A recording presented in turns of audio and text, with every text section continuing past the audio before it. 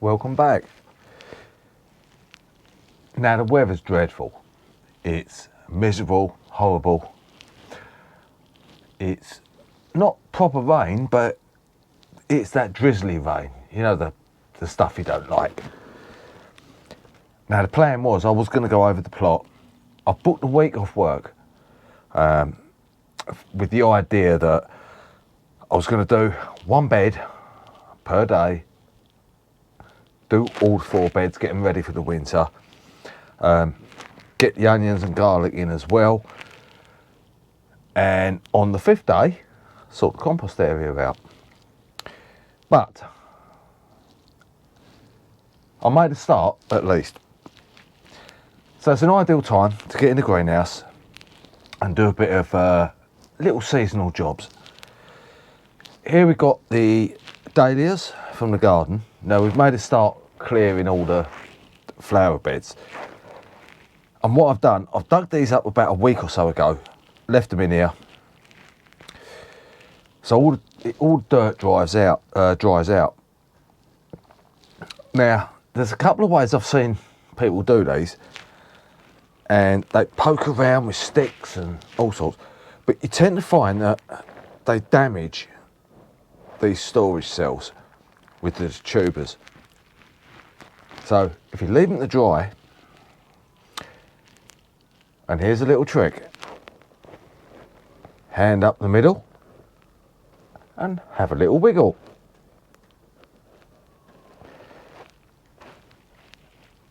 And there's not a lot of dirt on that one to show you, but most of it comes off. Now I have left these in the ground over the years. Some survived, some didn't, but I thought this year I'm going to take them all up, put them into storage. So I'm going to check these over, make sure there's no rotten bits and rotten tubers in there. Then I'm going to give it a little trim.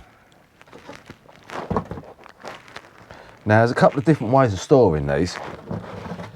Some people like to put them in compost, some people put them in vermiculite, believe it or not. And what we're going to do, we're going to just give it a little trim above there, if we can cut it. Oh.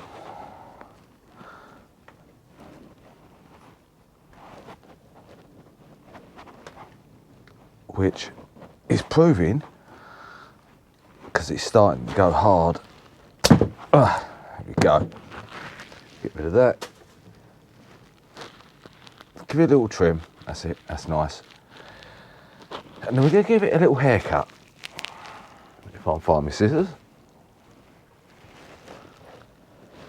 which are buried under there. Now I'm not going to be taking these off, because these are the new ones for next year, which are going to produce tubers for the following year, hopefully. But I am going to just give these a little trim.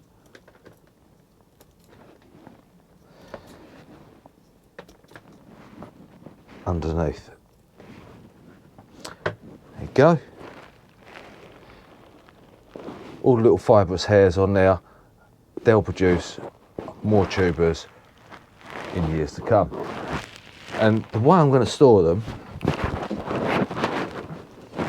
I haven't got any in the greenhouse at the moment. I'm going to line it with newspaper and fill it with sand. And just lay them in and just cover them up to the neck gently, and then lay another sheet of newspaper over the top just to keep the frost out. Now this one is still a little bit wet from where I dug it up, so that's going to sit in front of the window just so it can dry off before I deal with it. Now on to some sowing. I'm a little bit behind. I should have had the garlic in by now, the onion set should have been in by now. broad beans should have been sown, but even though it's meant to be the end of October and we're now in November, what with climate change and all the rest of it, I think I might get away with it. And these are the last of the broad beans that I've got. Now check the seeds over before you put them in, because I found that some of these have cracked while they've been in storage. And if they have got a crack or a split in them and it's showing the white stuff underneath, just chuck them away, discard them. Now, as we all know, and for those of you that don't, put them on their side, never lay them flat. Lets the water run off. Now we're doing one per cell. Not too sure how long these are going to take to germinate, but as soon as they're big enough to go out, they'll be going over the plot, being covered up, and hopefully I'll have better broad beans than I did this year. Now sweet peas, everyone's garden favourite. You normally sow them February, March, but you can sow them in the autumn as well for a little earlier bloom.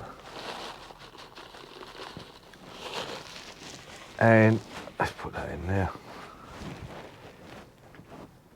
I'm going to be sowing 5 per station, because what I want is big bushy blooms, and we're going to cover them up as we go along.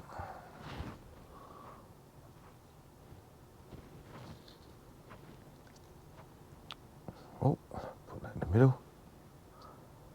So let us know down below in the comments, what are you sowing this time of year in November?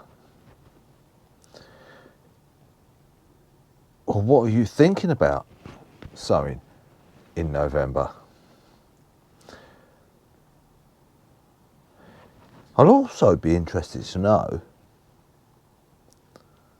what can you sow in December when it's really meant to be really cold? Although in the southeast of England, we normally have sun on Christmas Day, and it's really quite warm. The Carolina Reaper, I don't think is a Carolina Reaper, because it's gone brown, which makes me think it's one of these Naga types, I think they are. Still hot, I'm still impressed, and we're going to overwinter this plant, or try to, and see if we can get some more next year. But I'm I'm a little bit disappointed that it wasn't a Carolina Reaper, but there is brown Carolina Reapers, I must admit. I have seen seeds online for them, but I'll have to check. Number 7, I'll have to check my list. I'm pretty sure they were. So I'll bid you farewell for now. It's a little bit runny with the rain. Runny, oh god. Let's take it down there. Look, we started having a little clear around the bottom there. More tubers to come up. Yeah. The winter is definitely on its way. So until next time, which hopefully will be very soon from the plot, take care, and I'll see you all very soon. Bye bye for now. I forgot to show you. We are still picking chilies. Middle of November. And still picking these little fire bombs. Now the plant, which is out there, over the back there, under the hedge,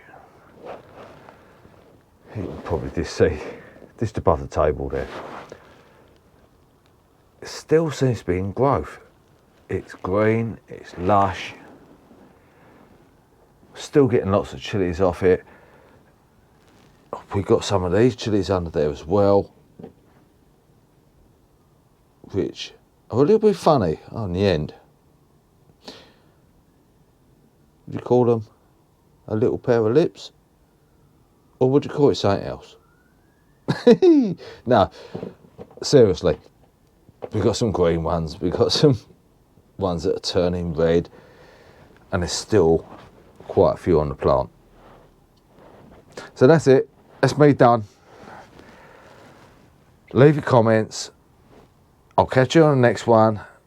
And don't forget to hit that bell for notifications. And if you like the video, please subscribe.